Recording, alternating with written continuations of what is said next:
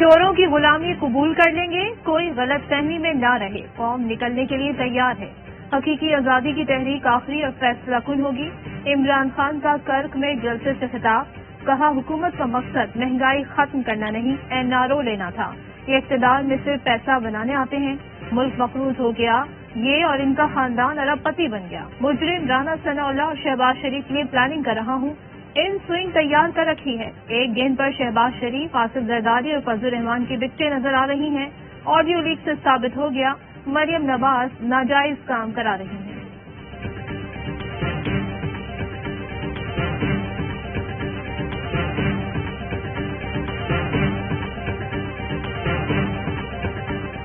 لیگی قیادت کی P T I کے مستعفی ارکان سے متعلق آڈیو لیک، مستعفی ارکان سے متعلق حتمی منظوری لندن سے لیے جانے کا انکشاف۔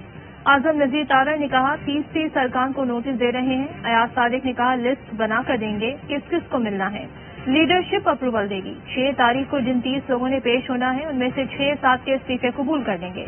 رانا ثنا نے کہا معاملے کو میاں صاحب سے کلیئر کروا لیں گے۔ ایاز صادق نے کہا جن کے استعفے قبول نہیں کرنے کہہ دیں گے، دستخط ٹھیک نہیں تھے۔ رانا ثناء اللہ بولے وہ لوگ دوبارہ ہاؤس میں آئیں استعفے دینے۔ مبین آڈیو میں وزیر اعظم شہباز شریف نے کہا میری گزارش ہے کہ اس میں دیر نہ کریں۔ خواجہ آصف بولے 6 تاریخ کے بعد ہمارے پاس اختیار ہوگا کہ کسے رکھنا ہے اور کسے نہیں۔ وزیر اعظم نے کہا کہ اگر اسی طرح 4 یا 5 روز نکلتے جائیں گے تو ان میں کھلبلی مچ جائے گی۔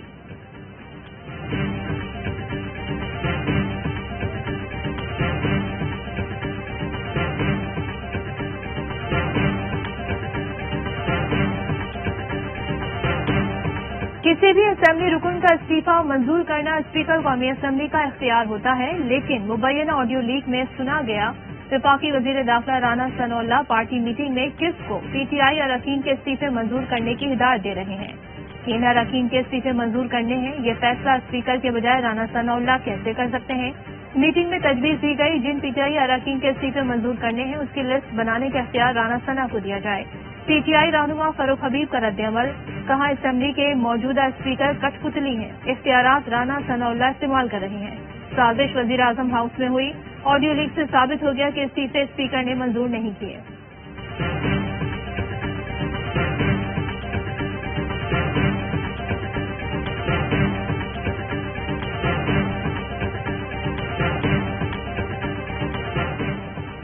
مریم نواز داماد کے کاموں کے لیے افسران کو ہدایات دینے لگیں۔ وزیر اعظم شہباز شریف اور پرنسپل سیکرٹری توقیر شاہ کی مبینہ آڈیو لیک۔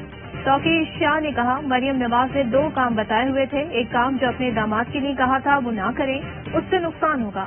شہباز شریف نے کہا ہر چیز کا طریقہ ہے، رات ہم نے بات کی تھی، ایک تو کوئی پاور پلانٹ تھا جو آدھا انڈیا سے آ گیا ہے، آدھا رہ گیا، ایسا ہی ہے نا۔ توقیر شاہ نے کہا ایشو یہ ہے کہ وہ پہلے ای سی سی میں جائے گا پھر کابینہ میں آئے گا، وزیر اعظم کی ہدایت پر بھارت سے مشینری آئے گی تو یہ گلے پڑ جائے گا۔ شہباز شریف نے کہا مریم کو آپ بتا دیں پھر میں ترکی سے واپس آؤں گا تو خود ان سے بات کر دوں گا۔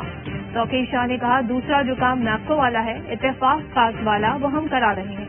شہباز شریف نے پوچھا اتفاق پارک میں کیا ہے؟ توقیر شاہ نے بتایا کوئی ہاؤسنگ سوسائٹی بنا رہے ہیں جس کے لیے اپنا گریڈ اسٹیشن بنانا ہے۔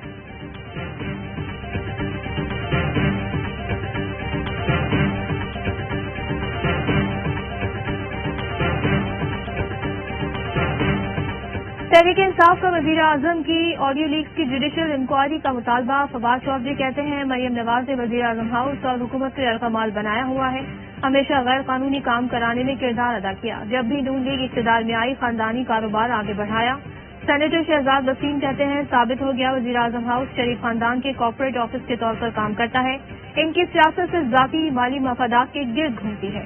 شیریں مزاری بولی آڈیوز مجرم نواز اور ضمانت پر رہا بیٹی کے اثر و رسوخ کو ظاہر کرتی ہیں۔ عمر سرفراز شیما بولے بھارت سے کاروباری مراسم رکھنے والے شریف خاندان کی حکومت ملک کی سلامتی کے لیے خطرہ ہے، قوم دھکے دے کر ان کو اقتدار سے بے دخل کر دے گی۔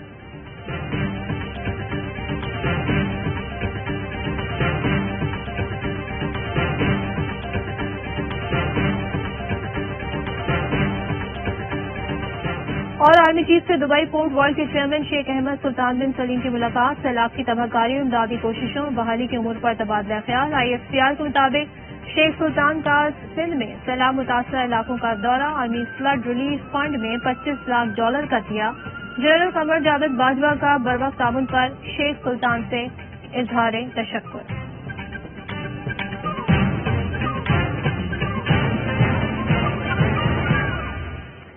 हेडलाइंस आपने जानी और खबर से आपको आगाह करें। मुस्लिम लीग नून के मुलाजमीन भी पार्टी रहनुमाओं के नक्शे कदम पर चल पड़े। नवाज शरीफ की आमद के मौके पर सिक्योरिटी एहलकार ने मीडिया नुमाइंदों को देखकर नाजेबा इशारा किया।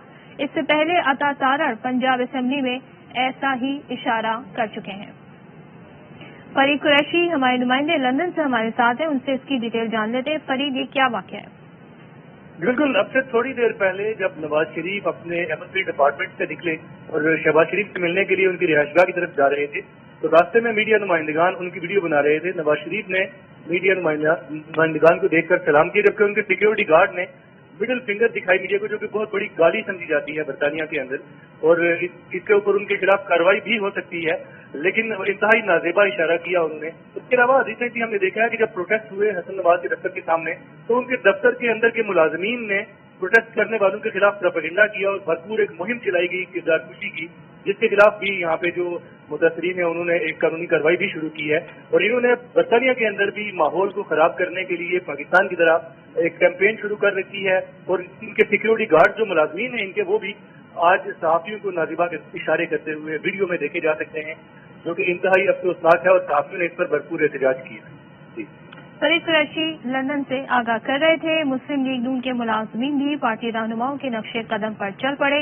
नवाज शरीफ की आमद के मौके पर सिक्योरिटी एहलकार ने मीडिया नुमाइंदों को देखकर नाजेबा इशारा किया। इससे पहले अता तारड़ पंजाब असेंबली में भी ऐसा कर चुके हैं।